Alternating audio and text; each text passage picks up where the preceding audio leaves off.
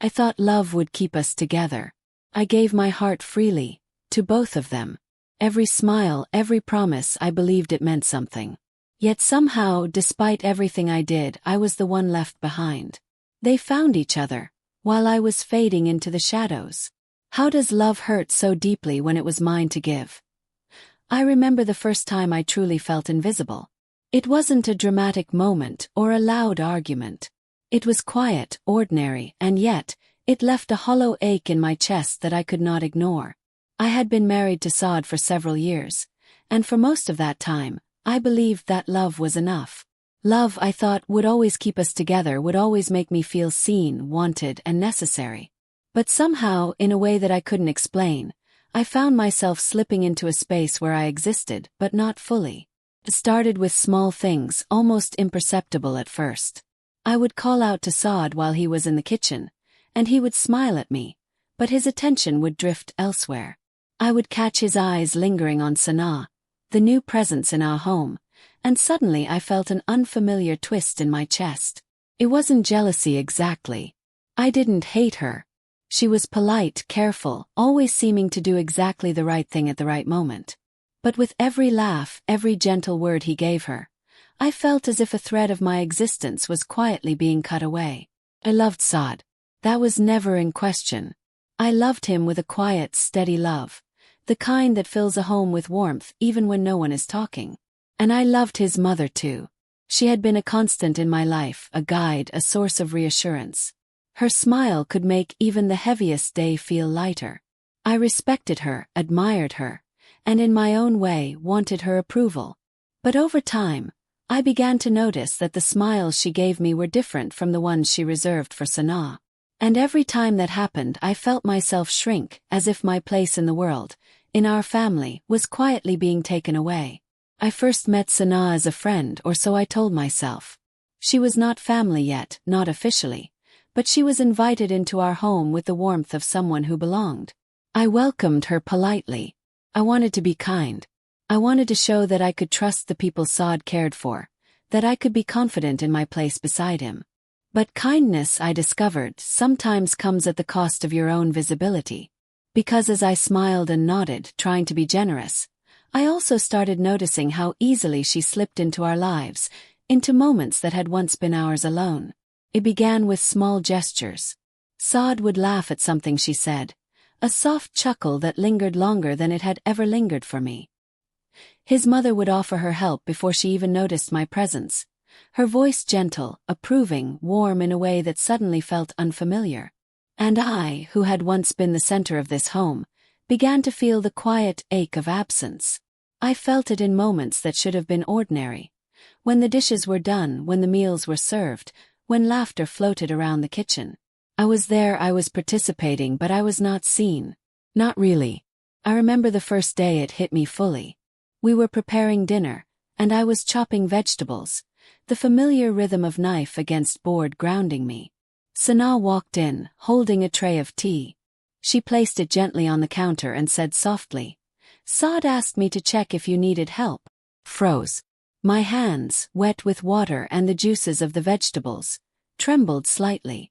My heart thudded in my chest. Did he really need her to check on me? Could he not see that I had everything under control? Could he not notice that I had always been the one who cared for him in these small, invisible ways? I smiled, of course, because that was what I did. I smiled even when my heart was breaking silently. "Thank you," I said, keeping my voice calm. "I've got it." Sanaa nodded, serene, polite, and left the kitchen. But in that moment the space between us shifted. There was no cruelty in her eyes, no intention to harm. And yet I felt it, the silent claiming of a place I had always believed was mine. In the days that followed, the feeling only grew. I tried to tell myself I was imagining things, that I was being overly sensitive. But it was impossible to ignore. The laughter that followed her jokes, the approving nods, the way Saad's attention lingered a moment too long, it all added up. Slowly, quietly, my presence was being overshadowed. I loved them both, Saad and his mother, and for some reason even Sanaa. And yet, the love I gave could not prevent me from feeling invisible. I spent many nights alone, lying awake, staring at the ceiling. I asked myself questions that had no easy answers. Am I overreacting? I whispered into the darkness. Am I imagining that I am being pushed aside? But deep down I knew the truth. Something fundamental had shifted. The life I thought I had, the place I had held in the hearts of those I loved, was slowly slipping away. One evening it became undeniable. Saad came to me with a packet of papers. His hands trembled slightly, though his voice tried to remain calm. "Sit down," he said. His hesitation was like a weight pressing down on my chest. I did as he asked, trying to steady my own hands. He handed me the papers. They were plans for decisions that involved Sanaa. I read through them, and with each line I felt the ground beneath me tilt. I realized then that I had been left out of something significant, something that should have included me, the person who had shared every day, every hope, every burden with him. My heart ached with a quiet intensity that I could not name. "Why didn't you tell me?" I asked, my voice barely above a whisper.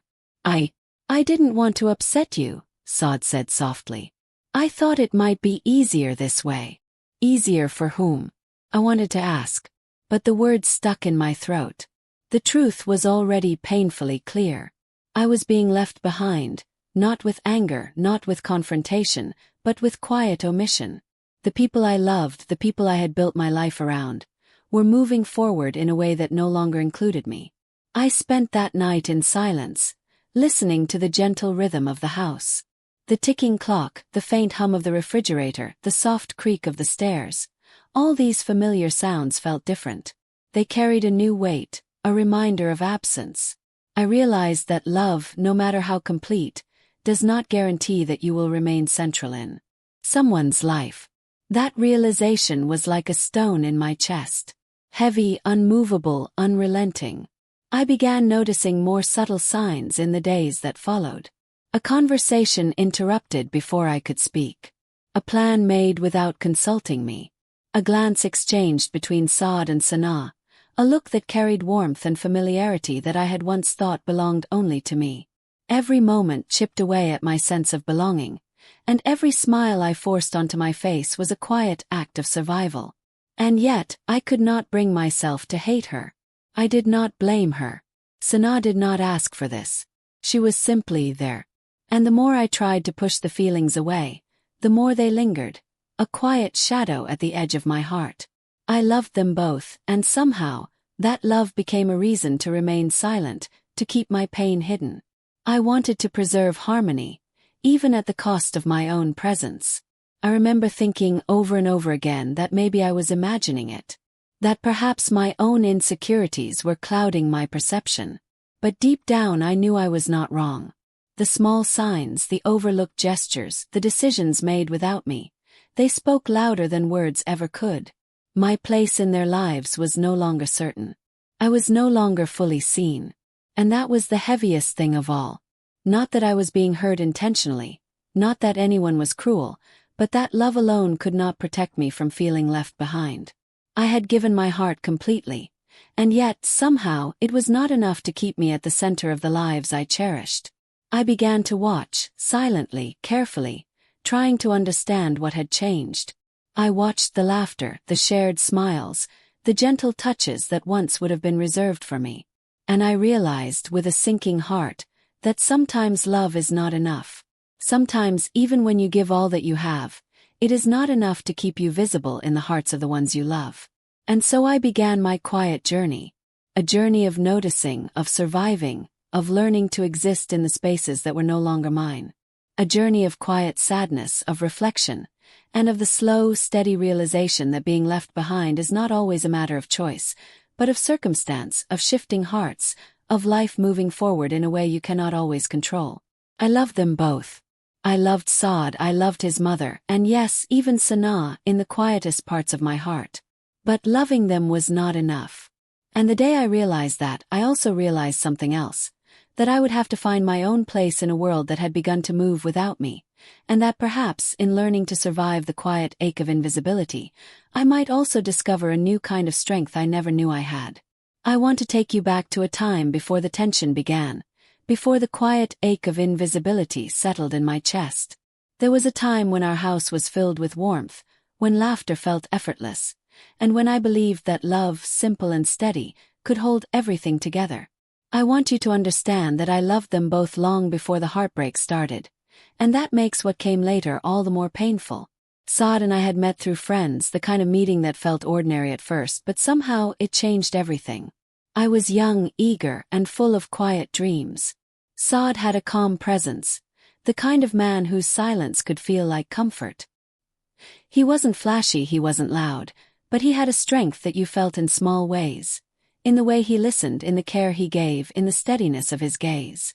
I fell in love with him slowly, in moments that felt too small to matter but were everything to me. When we got married, I stepped into his home and immediately felt the warmth of family.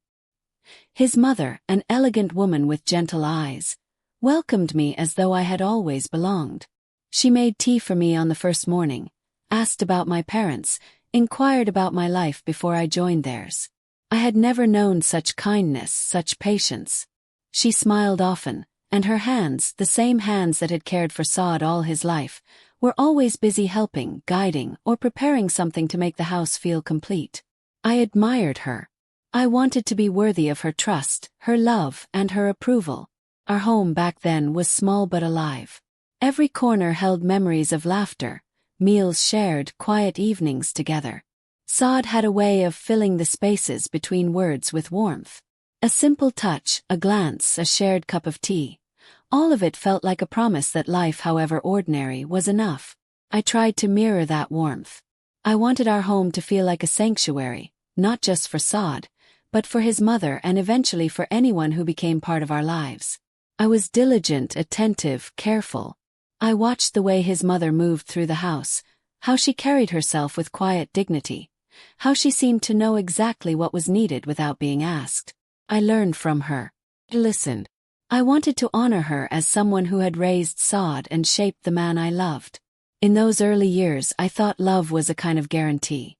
I thought that because I cared so deeply, because I gave my heart entirely, that I would always be central, seen, and appreciated. We had routines that felt sacred. Morning tea, breakfast together, small shared chores, evenings with stories and laughter. Saad had a gentle way of including me in everything. Even the small things, like when he would ask my opinion on which spices to add to dinner, or when he would pause to smile at something I said, made me feel important. I was not invisible. I was noticed. I was cherished. Then, slowly, changes began. It wasn't sudden. There were no arguments, no sharp words. It was subtle. A glance here, a comment there. Small gestures that seemed innocent to anyone else, but to me they carried weight. I noticed the way Saad's mother would smile at Sanaa, a young woman who had recently become part of our lives. Sanaa was kind, gentle, and careful, everything I had admired in a friend or companion. She had a quiet elegance, a way of making herself useful without seeming to intrude. First, I welcomed her presence. I told myself she was a helper, a friend, someone who made life easier. But the more I observed, the more I noticed patterns. Laughter shared that once belonged only to me, a hand extended before mine could reach, attention lingering. Longer than it ever had for me. It wasn't malicious, it wasn't deliberate cruelty. It was subtle, quiet, almost invisible, yet it hurt in ways I could not ignore. I remember one afternoon we were all in the kitchen. I was preparing lunch, carefully chopping vegetables, when Sanaa came in with a folded napkin and a small basket of fruit. She smiled at me, polite and soft. Saad, standing beside her, laughed at something she said, a gentle laugh, warm and open. His mother, watching them, nodded in approval. I felt my heart tighten, a small pang that grew steadily heavier. I smiled as I always did. "Thank you," I said quietly. My voice was calm, neutral, but inside a storm was brewing. I wanted to ask why, suddenly, they were giving attention to her in ways they never had for me. I wanted to demand recognition, to claim the space I had always held. But instead I said nothing. Smiled. A word. I continued as if nothing had changed. And that is when it began, the quiet distancing that would shape the years to come. It started with small things in everyday life. Saad would consult Sanaa on trivial decisions, asking her opinion on matters that I had always been part of. His mother would seek her help in ways she never had before. I found myself on the sidelines, participating but not truly present. And the more I tried to assert myself, the more careful I became, fearing conflict, fearing tension, fearing that my love for them would be seen as selfishness. I realized, gradually, that I was shrinking to make room for her. I was stepping back, often unconsciously, to avoid confrontation, to avoid being seen as jealous or unkind. But each retreat, each step back, left me feeling smaller, less significant, as if the home I had helped build, the life I had nurtured, was slowly being rearranged without me.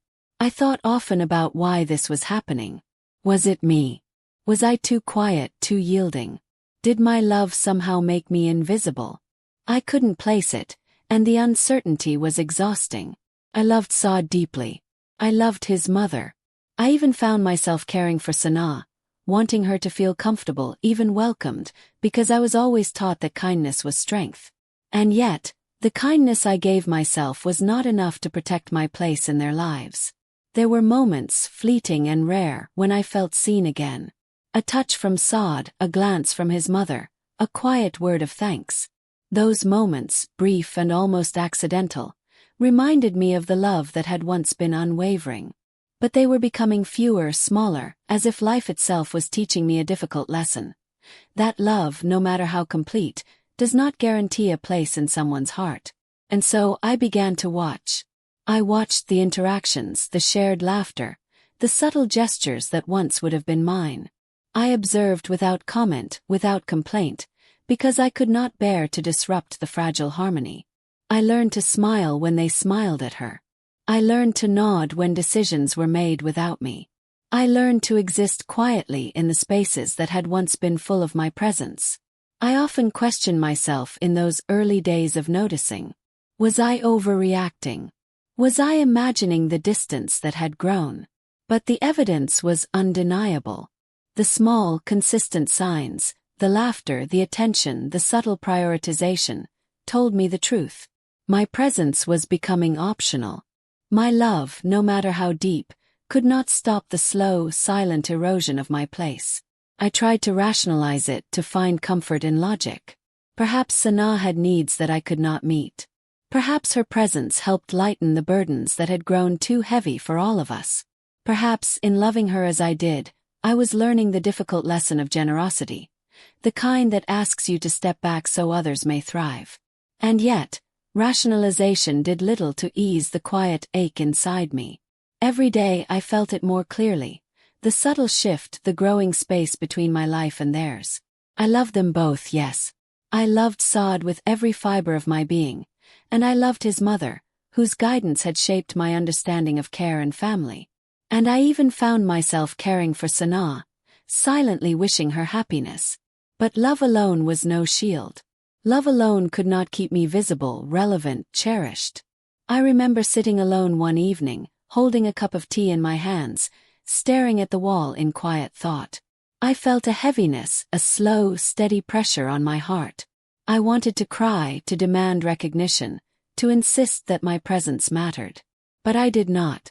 Instead, I held the tea, let the warmth seep into my fingers, and reminded myself that love is patient, love is quiet, and love can endure even in absence. And so, I endured.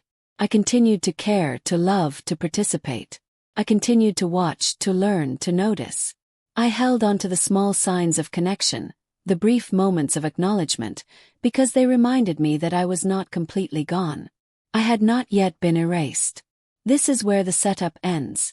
In the quiet, in the patient observation, in the love that persists even when it is unrecognized. This is the beginning of the story of being left behind, of learning to survive the slow, subtle erosion of presence in a home you love. It is the story of patience, endurance, and the fragile hope that perhaps, one day, hearts may remember what has been forgotten. As the days passed, the quiet unease I had felt began to grow. At first it was subtle, a lingering glance, a laugh shared that I was not part of. But little by little, it became impossible to ignore. The warmth I had once felt in our home began to shift, replaced by a tension that I could not name, though I felt it in every corner of my life. It began with small misunderstandings, moments so tiny that anyone else might have dismissed them. But for me they carried weight. One morning I prepared breakfast, arranging everything just as Saad liked it.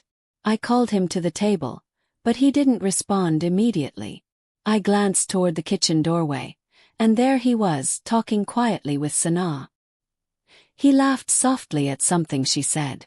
I could feel the heaviness in my chest, a small, sharp pain I could not shake. I told myself I was imagining it, but the emptiness grew steadily as I watched them together.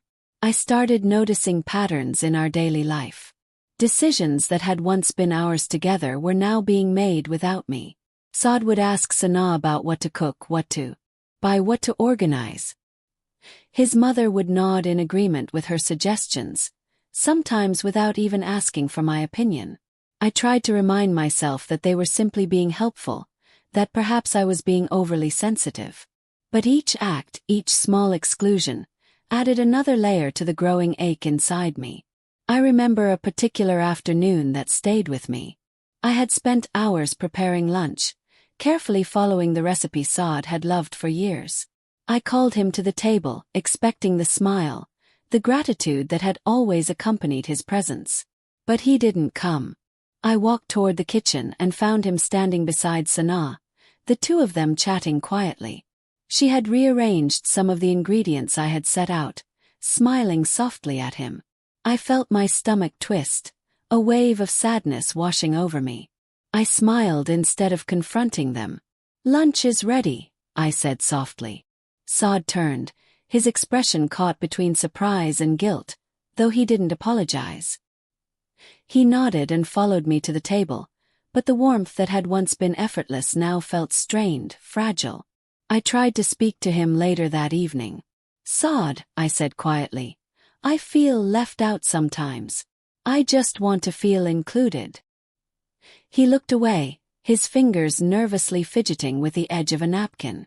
"I don't mean to make you feel that way," he said softly. I thought it would be easier if Sanaa helped with things." Easier. That word sank deep into me. Easier for whom? Certainly not me. But I nodded, forcing myself to let it go. Smiled. I told myself it was okay. But inside, the ache only grew stronger. The small tensions began to appear in other parts of our life too. His mother, who had once relied on me for almost everything, now seemed to turn to Sanaa first. She asked her opinion on even minor household matters. I would offer my thoughts, only to be politely acknowledged and then ignored. I tried not to take it personally. I reminded myself that I loved her, and perhaps she simply needed extra help. But with each passing day, the feeling of being invisible became impossible to ignore. I noticed that my conversations with Saad were becoming shorter, more hesitant. I would start to tell him about my day, about something that had made me happy or sad, only to find his attention drifting. I could sense the way he hung on Sanaa's words a little more, laughed a little longer at her stories, listened a little more intently. I wanted to tell him how that made me feel, but the words caught in my throat. I didn't want to seem jealous. I didn't want to create conflict. So I held my silence, and the pain grew quietly inside me. There were days when I felt like a guest in my own home. I would sit in the living room, watching Saad and Sanaa interact, feeling a mixture of sadness and confusion. I questioned myself constantly. Was I overreacting? Was I imagining the exclusion? But the consistency of the signs, the way attention shifted, the way decisions were made without me, all of it pointed to the same painful truth. My place, once secure, was slipping away. One evening, the tension reached a peak I could no longer ignore. We were planning a small family gathering, something we did every month to celebrate birthdays or anniversaries. I was excited, making notes, arranging chairs, checking the menu. I mentioned a few ideas to Saad and his mother, hoping to contribute as I always had. But they dismissed my suggestions lightly, turning to Sanaa for her input. She offered a few minor changes, and suddenly the gathering seemed to revolve around her opinions rather than mine. I felt a sharp sting in my chest. I wanted to speak up to assert myself, but the words came out weak and hesitant. I just thought. I began, then stopped. They didn't look at me. They nodded politely, then moved on. I swallowed hard, forcing a smile, pretending that it didn't hurt. But later, in the quiet of my room, the ache returned, stronger than ever. I started noticing other small exclusions too. Saad would plan little trips or errands and casually mention them to Sanaa first, as if I were already expected to follow along silently. His mother would leave notes for me to read after decisions had been made. I began to feel like a shadow, present but unnoticed, involved but not central. The home I had nurtured, the family I had loved, seemed to be rearranging itself around someone else. It was not cruelty. There was no intentional harm. But the emotional impact was profound. I loved them both, yet somehow my love no longer guaranteed my place. I began to question my worth, my significance, my ability to be enough. And every time I tried to discuss my feelings, I was met with gentle reassurances, explanations that were meant to comfort but often felt like excuses. I remember sitting alone one night, my thoughts racing. I thought about all the years I had devoted to this family, all the love I had poured into every meal, every conversation, every shared moment. And I realized with a quiet ache that my presence, my efforts, were no longer central. They were appreciated, perhaps, but not essential. The rising conflict also began to show in small, everyday tensions. A disagreement about trivial matters would leave a lingering heaviness. Saad would try to avoid confrontation, I would hold back my feelings, and Sanaa, always calm and polite, would inadvertently find herself at the center of the discussion. I felt powerless, unable to voice the pain that had become a quiet companion in my life. One afternoon, I overheard a conversation between Saad and his mother. They were discussing something about future plans, something I had been part of before. They spoke in soft tones, as if trying not to be overheard, and yet the words cut through me like a knife. My input, once valued, was now considered optional. My thoughts, once sought after, were now secondary. I felt a mix of sadness, anger, and disbelief, though I hid it behind a calm exterior. I began to question myself constantly. Was I too sensitive? Too demanding? Too quiet? Each day, I examined my actions, trying to find fault within myself, hoping that if I could just be better, kinder, quieter, more patient, my place would be restored.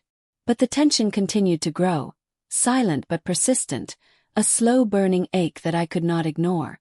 Even small gestures became fraught with emotion. When Saad touched my hand, I questioned whether it was genuine or just habit. When his mother smiled at me, I wondered if she truly saw me, or if her attention had shifted elsewhere. Every interaction became a careful navigation of feelings I did not know how to express, a balance between love, fear, and the quiet longing to be acknowledged. I tried to remind myself that love is patient, that kindness is strength, that silence can be a choice, not a weakness. But patience and silence only allowed the distance to grow. The more I held back, the more I shrank. And the more I shrank, the more invisible I became. The rising conflict was not dramatic or explosive. It was quiet, almost imperceptible to anyone outside the house. But inside me it was a storm, growing stronger each day. Every laugh I did not share, every decision I was excluded from, every glance that lingered elsewhere chipped away at my sense of belonging. And yet I loved them both. I loved Saad with a depth I could not describe, a love that had shaped my life and my heart. I loved his mother, whose guidance and warmth had been a foundation for my own understanding of family. And somehow, I found myself caring for Sanaa, even as she unintentionally became the reason for my growing pain. The rising conflict reached a point where every day felt like a careful negotiation. I watched, I listened, I participated, but I never felt fully seen. I tried to communicate, to express my feelings, to reclaim my place gently and quietly. But every effort seemed to be absorbed into the background, acknowledged politely but never truly embraced. It was in this period of slow, steady tension that I began to understand something crucial. Love alone is not enough. Even the deepest affection cannot always protect you from being left behind. Even the most patient heart can feel invisible when those you cherish are moving in a direction that no longer includes you fully. And so, the rising conflict continued. Silent, subtle, relentless. Each day brought new reminders of what I was losing, and each night, the quiet ache of invisibility grew heavier. I loved them both, yet my love could not keep me central. I was learning slowly and painfully that being left behind is not always a matter of hatred or cruelty. Sometimes it is simply the way life unfolds, leaving you to navigate the quiet pain of absence in the people you love most. The turning point came on a day that began like any other. I woke up early, prepared breakfast for Saad, and quietly went about my morning routine. There was a sense of routine, comfort even, in the familiar rhythms of our home. I had learned to carry my quiet ache with me like an invisible companion. I had learned to smile, to participate, to exist without demanding attention. I had convinced myself that this was my way of loving, patient, selfless, and unobtrusive. But that morning everything shifted. Started with a phone call. Saad's mother had received a message from a distant relative, someone who lived abroad and rarely reached out. She wanted to visit for a few weeks, she said. It was unexpected but not unwelcome. We all agreed that the house would need some preparation, and that day, as I began to organize and clean, I noticed a tension in Saad's demeanor. He seemed distracted, moving quickly, and speaking softly to Sanaa in a way that immediately made me uneasy. I tried to ignore the feeling, telling myself I was being overly sensitive. But the unease grew steadily. I watched as Saad and Sanaa moved around the house together, coordinating tasks, discussing plans, laughing quietly at small jokes. His mother noticed their cooperation and nodded approvingly, smiling in a way that had once been reserved for me. My chest tightened, a familiar ache settling in. Later that morning, Saad came to me with a folder of papers. His expression was serious, hesitant. "Sit down," he said gently, and I obeyed. I could feel the tension in the air, the shift I had been anticipating but never wanted to confront. He handed me the papers. They were plans, detailed schedules, lists of tasks, decisions about the house and the visit, all made in consultation with Sanaa. My fingers trembled as I scanned the pages. Every choice, every arrangement, had been discussed and agreed upon without me. My heart sank deeper with every line I read. I looked up at him, searching for an explanation. Why wasn't I included? My voice was calm, but beneath it, a storm was rising. Saad hesitated, his eyes flickering between guilt and uncertainty. "I thought, maybe it would be easier if Sanaa helped with the planning," he said softly. "I didn't want to overwhelm you." Easier. That word cut deeper than anything else. I had always been the one who managed our home, the one who ensured every detail was accounted for. My care, my attention, my love had built the structure of our life. And now, without warning, I had been sidelined, left behind while others moved forward. I tried to breathe, tried to steady the emotions swirling inside me. But it was no use. I could feel the breaking point approaching, the moment when patience and silence could no longer shield me from the truth.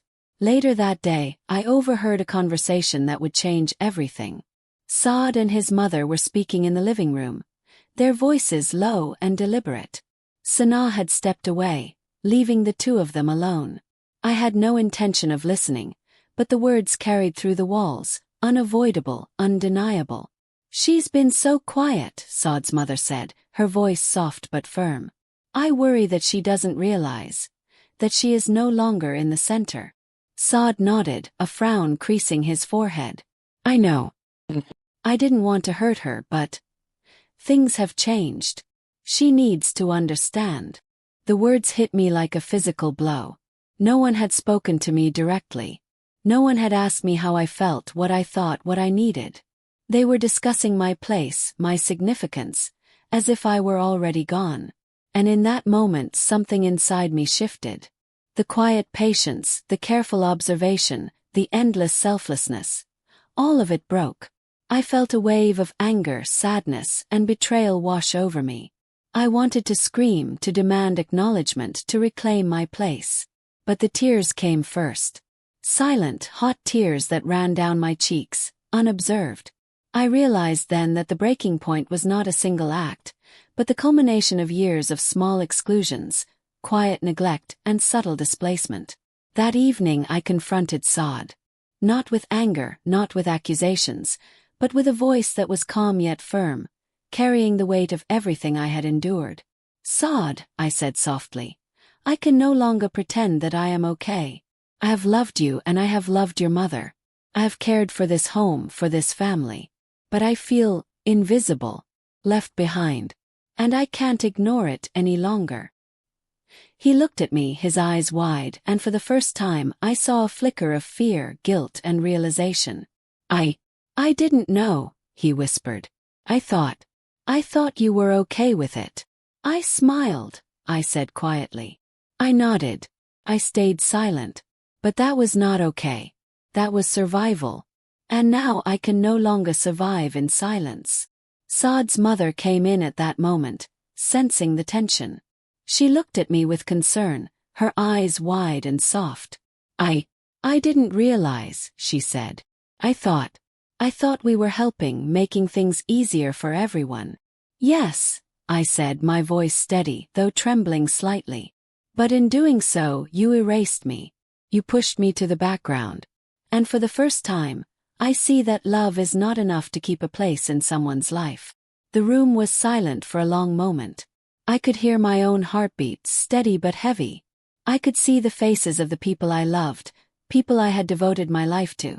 And yet, I realized how far I had been pushed aside. The breaking point was not dramatic. It was not violent.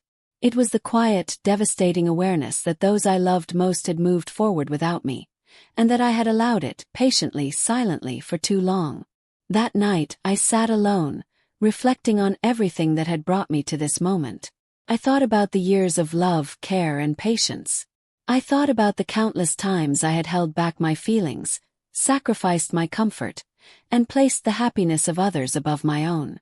And I understood something vital. My silence, my patience, my love had not protected me. In fact, it had allowed me to be overlooked, forgotten, left behind. The turning point was clear. I could no longer exist quietly in the background of my own life. I could no longer accept invisibility as a form of love. I realized that I had to reclaim my presence, my voice, my right to be seen and acknowledged. Not with anger, not with blame, but with the quiet strength of someone who has endured too much to remain silent any longer. Over the next few days, I began to assert myself in small ways. I asked for my opinions to be heard. I spoke up about decisions. I made it clear that my love, care, and presence were not optional. It was not easy. It required courage I had not known I possessed. It required facing discomfort, conflict, and the possibility of rejection.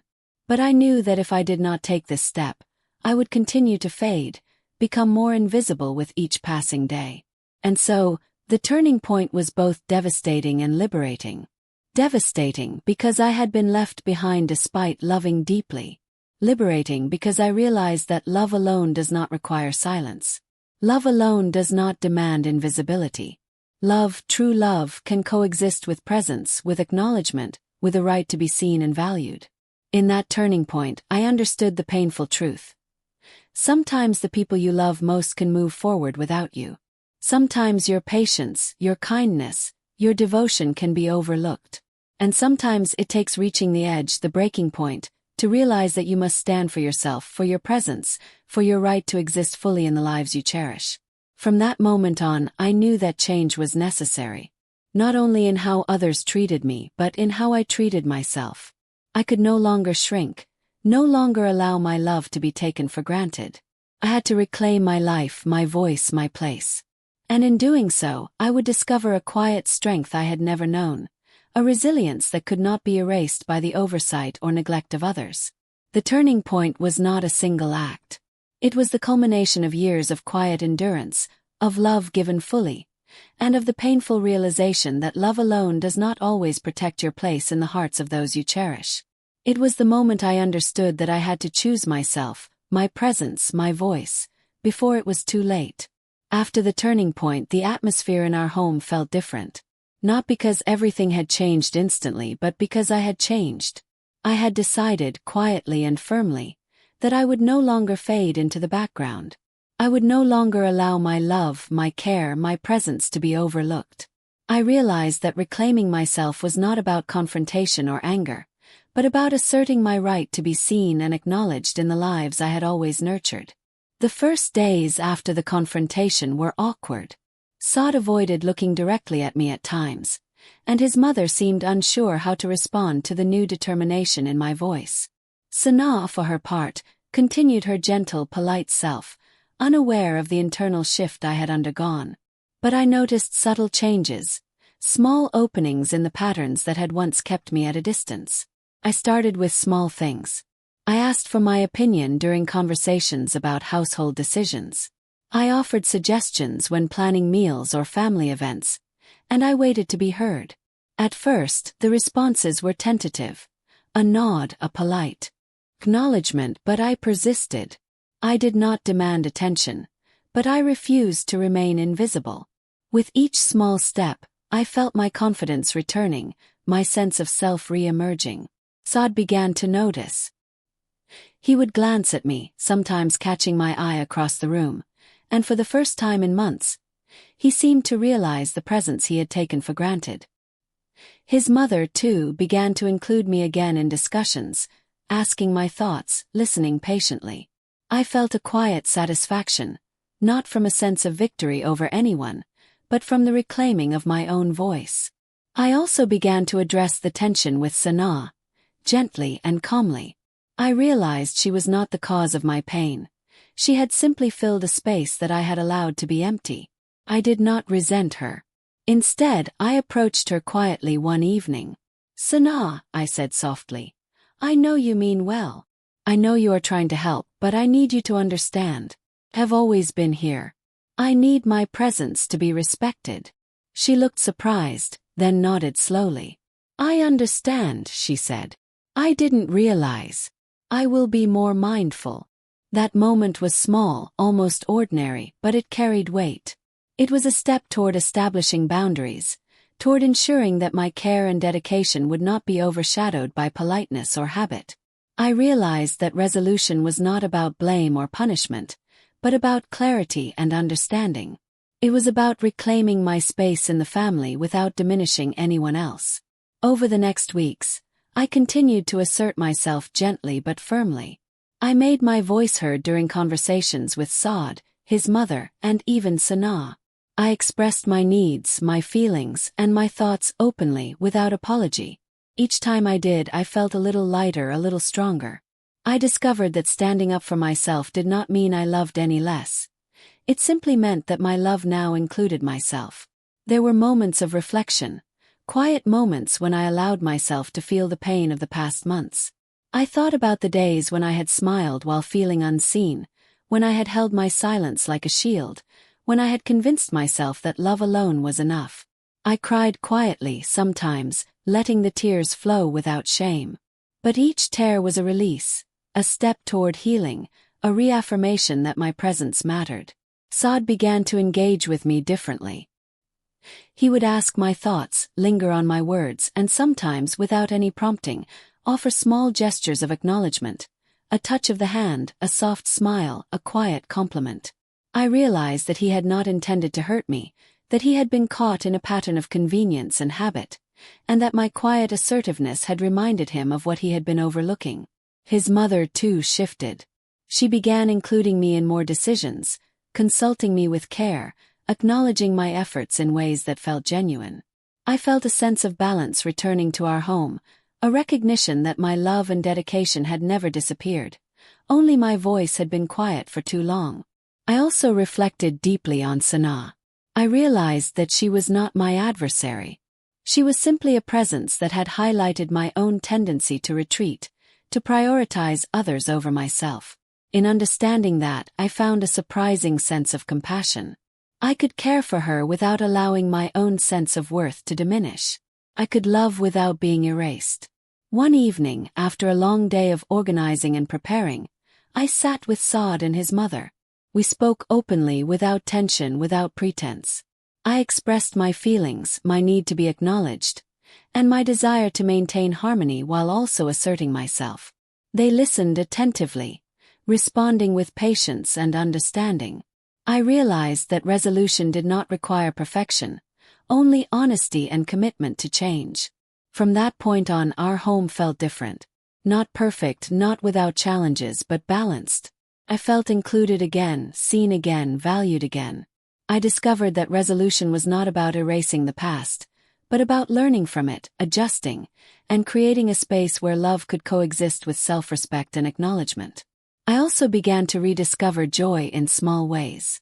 Preparing meals, sharing conversations, participating in family routines.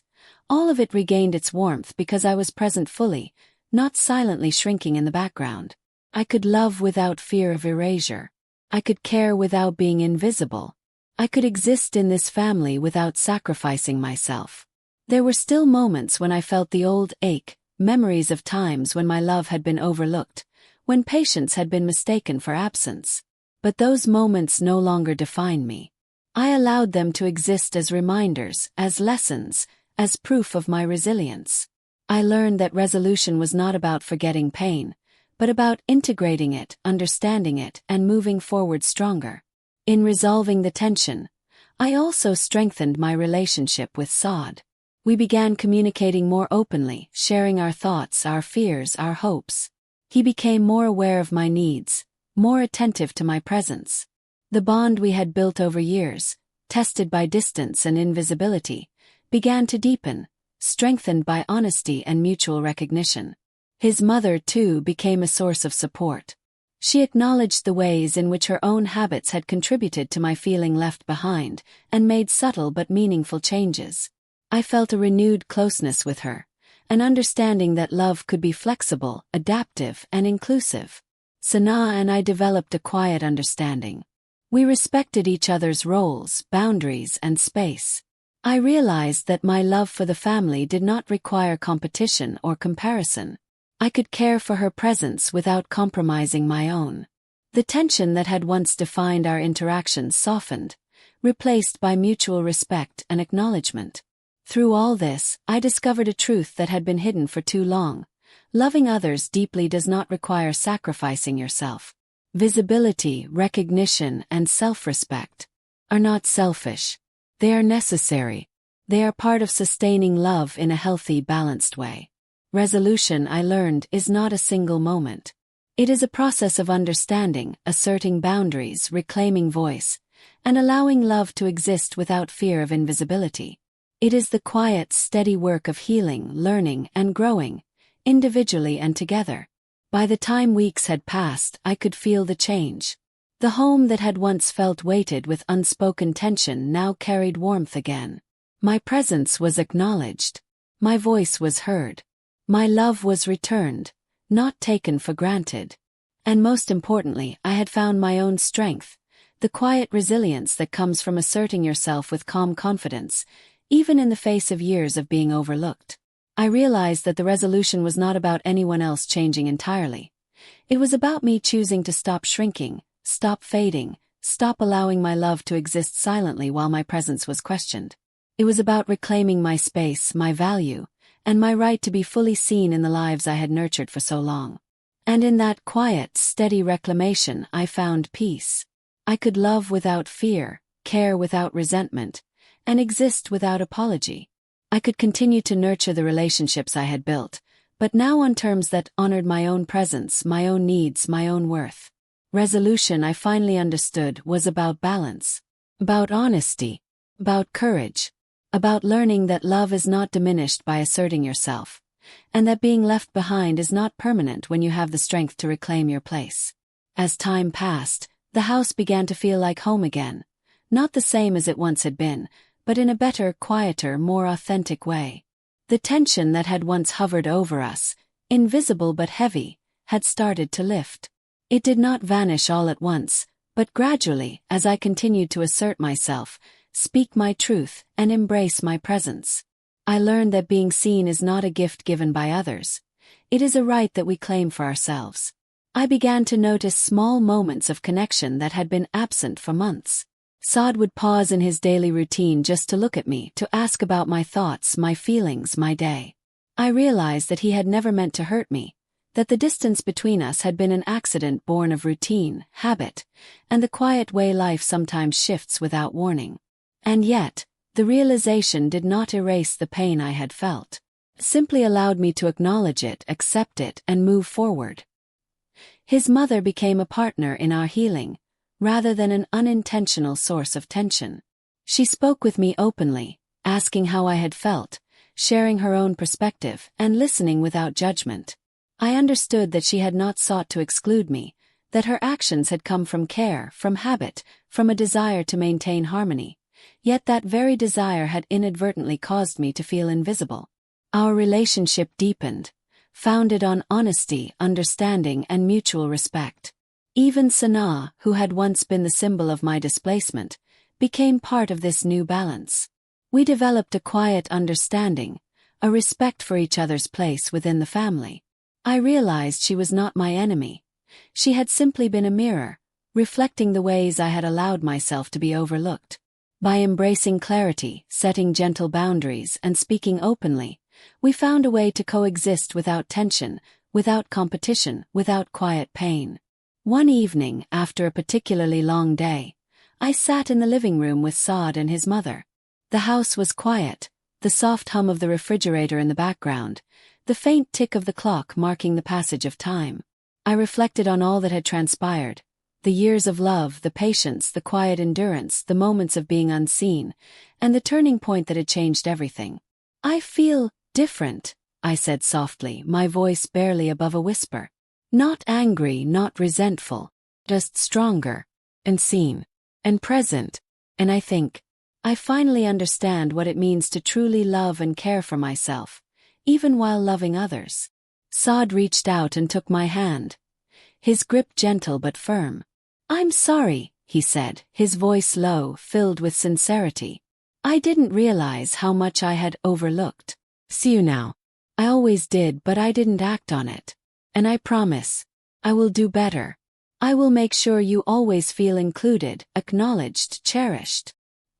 His mother smiled warmly, her eyes reflecting the kindness and wisdom that had guided me through so much. "You have always been here," she said. "We just forgot to show it sometimes. But we see you now truly. And we are grateful for everything you give, every day." I smiled, feeling the weight on my chest lift, slowly, gently. I understood that love could be imperfect, that people could overlook those they care for, and that invisibility is not always intentional. But I also understood that clarity, courage, and quiet strength could restore balance, rebuild connections, and renew trust. Over the following weeks, the rhythm of our home settled into a new, healthier pace. I could participate fully without fear of being overlooked. I could laugh, speak, contribute, and exist without shrinking into silence. And in that, I discovered a quiet joy, a profound relief, and a renewed sense of belonging. I thought often about the lesson this experience had taught me. Love alone is not always enough to secure your place in the lives of those you care for. Patience, silence, and selflessness, while noble, can sometimes allow others to unknowingly overshadow you. And yet, with awareness, courage, and gentle assertion, it is possible to reclaim your space, your voice, and your significance without losing the love that has always been at the heart of your life. I realize that life is full of small, quiet challenges, moments where invisibility can creep in and patience can be mistaken for absence. But these moments are also opportunities. Opportunities to recognize your own worth, to embrace your own presence, and to gently, calmly reclaim your place in the hearts of those you love. Sanaa and I became, in our own way, companions rather than competitors. We shared small smiles, quiet conversations, and moments of cooperation that had once been strained by tension. I no longer saw her presence as a threat, but as a reminder that communication, boundaries, and respect are essential in any family dynamic. And in this, I discovered a new form of peace, one that did not require invisibility or silence, one that allowed love to flourish without diminishing my own self-worth. Saad and I grew closer in ways I had never anticipated. Our bond, tested by distance and oversight, had been renewed by honesty, courage, and understanding. We laughed together more freely, spoke more openly, and shared quiet moments without the underlying tension that had haunted us. I realized that relationships, like life itself, are not static. They evolve, grow, and require care, attention, and the courage to confront uncomfortable truths. His mother continued to be a guiding presence, but now she balanced her care with acknowledgement of my contributions. I felt seen in ways that were quiet, gentle, and meaningful. I understood that love, when combined with awareness and respect, could heal even the smallest fractures in family bonds. As I reflected on everything, I felt a quiet gratitude. I had loved, I had endured, I had observed, and I had grown. I had faced invisibility and emerged stronger, more self-aware, and more capable of maintaining balance between love for others and love for myself. I understood that life's challenges often teach us the most important lessons about patience, courage, self-respect, and the delicate art of coexistence. I also realized that being left behind, though painful, was not the end. It was a beginning of self-discovery, of clarity, of the quiet reclaiming of voice and presence. I could love fully, care deeply, and exist completely without fear of being diminished or overlooked. And in that, I found hope, peace, and a sense of purpose I had longed for in the months of quiet ache. The ending of this chapter in my life was not dramatic or loud. It was gentle, steady, and profoundly healing. I had learned to navigate the complexities of family, love, and attention with grace and courage. I had discovered that my presence mattered, that my voice mattered, and that my love, while always abundant, could now coexist with the acknowledgement I deserved. As I sit quietly now, reflecting on the journey, I feel a deep, calm sense of completion. I loved them both, Saad and his mother, and even Sanaa, in the quietest corners of my heart. But I also loved myself enough to reclaim my place, my voice, and my presence. I realized that love is not diminished by asserting oneself. It is strengthened by honesty, courage, and mutual respect. I understand now that life will always present challenges, moments where patience, kindness, and selflessness may feel unrewarded. But in those moments we learn resilience, self-awareness, and the quiet strength to stand firm in our own presence. And sometimes the greatest gift we can give ourselves is the courage to be fully seen, fully heard, and fully loved, by others and by ourselves. In the end, I learned that being left behind is not always a permanent state. It can be a pause, a mirror, a call to action. And with courage, honesty, and gentle persistence, we can reclaim our place, restore our presence, and create a life where love is both given and acknowledged, freely and fully. I smile now, quietly, as I reflect on the journey. I smile at the love that has endured, at the relationships that have grown stronger, at the boundaries that have been set with care. I smile at the person I have become, resilient, aware, and capable of loving without losing myself. And in that quiet smile I feel peace, hope, and the profound certainty that I am seen, I am valued, and I am never truly left behind.